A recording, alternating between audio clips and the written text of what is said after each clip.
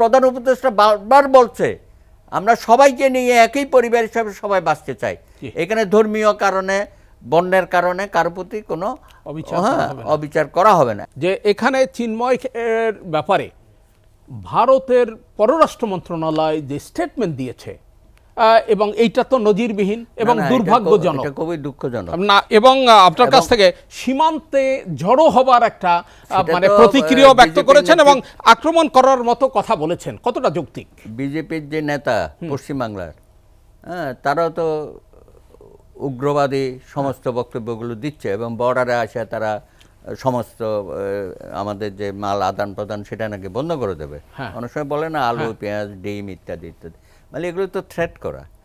আমরা প্রতিবেশী সুলভ আচরণ চাই, তারা তো এটা বড় ভাই সুলভ আচরণ করতেছে এবং এগুলো করেই যাচ্ছে এবং 15 বছরে আমরা তো অতিষ্ঠ হয়ে গেছি তাদের এসব ভূমিকার জন্য। তো এখনও যদি তারা মনে করে এখানে যে একটা পরিবর্তনের হাওয়া, এটা তো তাদের পছন্দ না, তারা কোনোভাবে এটা মানতে পারতেছে না এবং কিভাবে আবার এখানে একটা নানান রকমের অস্থিরতা সৃষ্টি করে গোলাপানিতে মাছ শিকারে। উনি যে বললো না যে আমি টুক করে ঢুকে যাব, তারপরে উনি যে লেভেলে কথাবার্তা বলে ফোনালাপ, মানে অবিশ্বাস্য আর কি। উনি এখানে যেভাবে হোক 96 সনও ছিল আর পরে তো জবরদস্তিমূলকভাবে ছিল। উনি যে ল্যাঙ্গুয়েজে ফোনালাপগুলো করে, ট্রাম্প কার্ড ব্যবহার করে, ওই যে আনসার লীগের কথা বলছে, তারপরে আরও এখন আবার চিন্ময়কে নিয়ে লাগছে। এখন চিন্ময়কে লাগতে গিয়ে এটাকে ইসকনের উপর চাপিয়ে দেওয়া হচ্ছে। ইসকন বলছে যে না, আমরা তো এই আন্দোলনে নাই, আর উনি হয়তো আমাদের সাধু ছিল, এখন আমরা তাকে বহিষ্কার করি, সেটাও ঠিক। এখন উনি যে আন্দোলনটা করছে, আমি এখানে বর্তমান অন্তর্বর্তীকালীন সরকারকে বলবো যে ভাই, ওরা যখন চিটাগাঙে প্রোগ্রামটা করে তা আপনারা গিয়ে আলোচনা করলে অসুবিধা কি, বা তাদের ডেকে আনতেন। আমি তো এই চিন্ময়কে দেখেছি বিএনপির এই একটা জন্মাষ্টমী উৎসবে, তারেক জিও ছিল, সেখানে বক্তব্য রেখেছে, অসাধারণ মানবিক বক্তব্য রেখেছে। তারপরে আপনার দুর্গাপুজো উপলক্ষে একটা বিজয়ী পুনর্মিলনী হলো লেডিস ক্লাবে, সেখানেও তারেক রহমান ছিল, সেখানেও চিন্ময় অসাধারণ বক্তব্য রেখেছে। তারপরে দেখেন যে মামলাটা করেছে ওখানে, রাষ্ট্রদ্রোহী মামলা, যে বাংলাদেশের পতাকার সাথে তাদের একটা পতাকা নাকি ছিল, গেরুয়া পতাকা উপরে ছিল বাংলাদেশের। ঠিক আছে, এটা তো আর চিন্ময় করে না, হয়তো করলো তাদের কেউ করেছে। তো এখন বিষয়টা হচ্ছে চিন্ময়কে নিয়ে যে আমরা টানাহেঁচড়া করতেছি, তাতে করে হয়েছে কি, সে তো আরো একটা কি বলে একটা শীর্ষ, কিন্তু আসলে তো সে ওই জায়গায় যাওয়ার কথা না। তো এগুলো আমাদের কতগুলো ভুল পদক্ষেপের কারণে, এবং এগুলো আলোচনাটা আমি তো শুনছি যে হয়তো আগামী রোববারে আলোচনা হবে, এবং এই আপনার হাসান আরিফ সাহেব, তিনি দায়িত্ব নিয়েছেন, এমনকি আমাদের সেনাবাহিনীর পক্ষ থেকেও নানান উদ্যোগ গ্রহণ করা হয়েছে। সুতরাং এগুলো স্ট্যান্ডগুলো ক্লিয়ার হচ্ছে একটার পর একটা। আর প্রতিবেশী দেশের প্রতি যে কথাটা আপনি আনছিলেন, আমি বলি যে এটা অগ্রহণযোগ্য। আমাদের পররাষ্ট্র মন্ত্রণালয় থেকে অবশ্যই একটা বিবৃতি দিয়েছে যে কিন্তু বার্তাটা আরো কঠোর হওয়া, না এইটা করে তো আরো উস্কানি দেওয়া হচ্ছে। এগুলো আপনি কোথায় পরিস্থিতি শান্ত করবেন, সেটা না করে আপনি এখানে ইন্টারফেয়ার করতেছেন আমাদের আভ্যন্তরীণ বিষয়ে।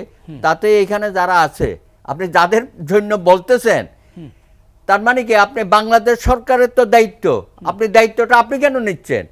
আপনি কি দিল্লিতে বসে তাদের সুরক্ষা দিতে পারবেন না? তাদের অভাব অভিযোগগুলো আপনি মেটাতে পারবেন?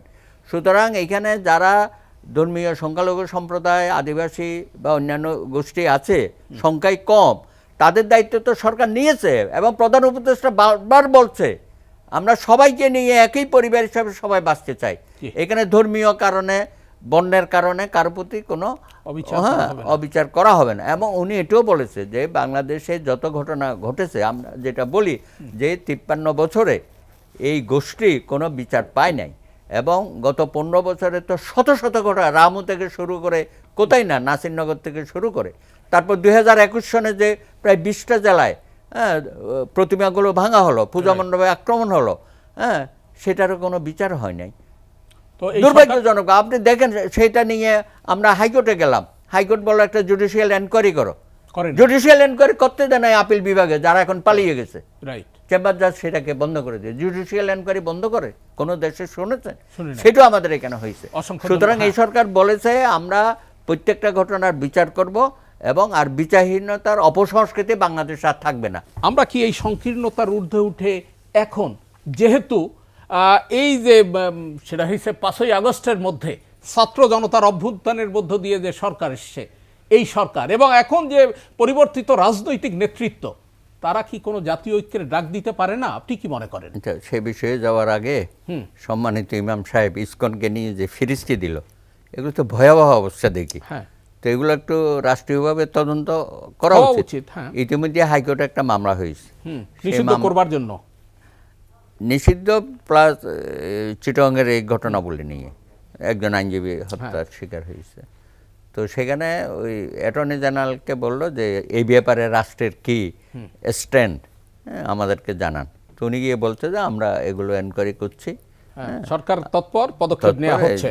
তা আপাতত হাইকোর্ট কোনো অর্ডার দেয় নাই।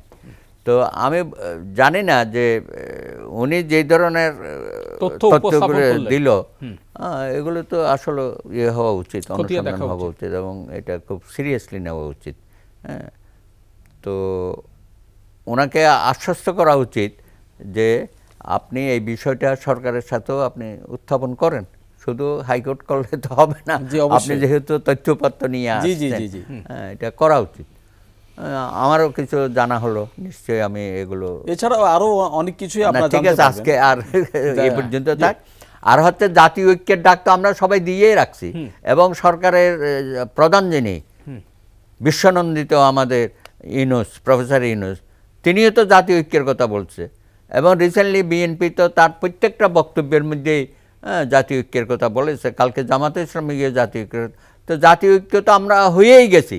এখন সেটাকে বাস্তবায়িত করার জন্য এই সরকার যদি কোনো ওই যে সংস্কারের নামে জাতীয় ঐক্যটা যদি আমাদের বন্ডেজটা করে দিতে পারে, তাহলে সেটা আগামী দিনে আমাদের দেশ সুফল পাবে এবং কোনো বহির শক্তি আমাদের উপর এইভাবে কারণে অকারণে চাপ সৃষ্টি করতে পারবে না বা আমাদেরকে নিয়ে নানা রকমের গেমও তারা করতে পারবে না। আরেকটা ছোট্ট বিষয়, শিক্ষাঙ্গনে যে অস্থিরতা ভাঙচুর, এই কর্তৃপক্ষ কি করছে? গোয়েন্দা সংস্থার ব্যর্থতার যে বক্তব্য উত্থাপিত হয়েছে, এটা তো সরকারের ক্ষেত্রে আমরা জানি যে আইন শৃঙ্খলা বাহিনীর মধ্যে অস্থিরতা ছিল, এখন স্বৈরাচারের দোষররা এখনো রয়ে গেছে।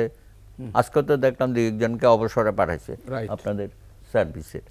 তো এরকম সব জায়গায় আছে। সুতরাং আবার নতুন আইজি দিতে হবে 3 মাস মাথায়, কমিশনারকে বদলাতে হলো। সুতরাং বোঝা যাচ্ছে অস্থিরতা এখনো আছে, তারা সঠিকভাবে কাজ করতে পারে না। আমার মনে হয় আর 1 মাসের মধ্যে হয়তো গুছিয়ে ফেলবে। আর শিক্ষাঙ্গনের যে বিষয়টা, শিক্ষাঙ্গনের বিষয়টা হচ্ছে ছাত্ররা যে একটা সফল গণ অভ্যুত্থান করলো, সেটা তারা করছে, তারা সেটা থাকুক, কিন্তু এই কলেজের মধ্যে যে এই যে ঢাকা কলেজ, আইডিয়াল কলেজ আর সিটি কলেজ, ত্রিমুখী যে সংঘর্ষ, আবার ওইখানে কবি নজরুল, সোহরাওয়ার্দী, এগুলো তো একবারে ধ্বংসযজ্ঞ করে ফেলেছে। একটা সেন্ট জেভিয়ার্স স্কুল দেখেন কি কাণ্ডগুলো করেছে আর কি। তো এগুলো তো আমাদেরই ছেলে মেয়ে। তো এগুলো এই যে ন্যাশনাল মেডিকেলে একটা ছাত্রের মৃত্যু হয়েছে, তো এগুলো সেন্টিমেন্টাল বিষয়। কিন্তু তাই বলে আমি একটা প্রতিষ্ঠান ভেঙে ফেলবো, এখানে ইন্ধন আছে, এখানে ইন্ধন আছে, এখানে প্রতি স্বৈরাচারের দোসররা, এই যে ছাত্রলীগ সন্ত্রাসী সংগঠন, তাদের এখানে ভূমিকা আছে।